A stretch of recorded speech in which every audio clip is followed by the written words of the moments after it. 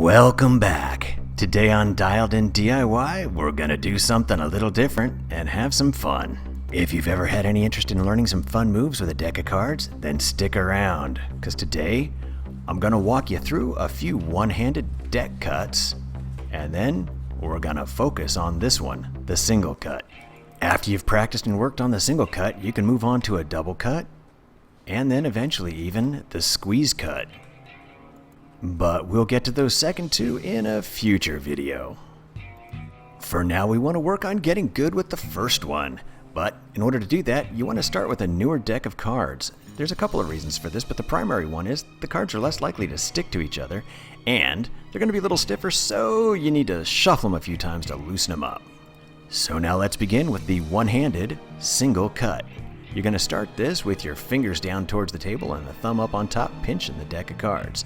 You're going to release just a little bit of pressure off the inside of your thumb and let about half the pack drop down to your palm. You can then use your index finger to push that half of the deck back up.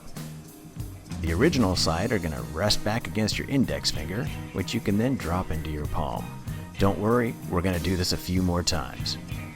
A good way to practice this is to just slowly start letting some cards drop towards your palm. That way you can get comfortable with the idea. Then take that index finger and push the cards up and drop the rest of the pack down. What you want to do is practice each of the steps quite a few times until it gets comfortable, and then you can start experimenting, splitting the deck in different portions. You'll notice that no matter how thick or thin you cut the cards, it's still easy to keep a good grip on them between your thumb and fingers. Once you're comfortable with this maneuver, try it without looking a few times.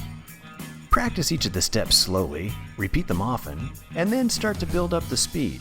You'll eventually find that the faster you do it, the easier it is to keep all the cards together. After you've had some time to practice, come on back and we'll work with some additional card flourishes that are fun to share with your friends, like the fan spread and pickup, or the other cuts that we were talking about.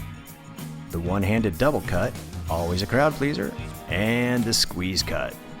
This one takes a little more practice, so I recommend you try learning this one last.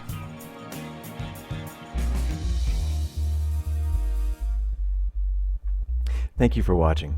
Please press like and then subscribe. There will be more Dialed In DIY to come.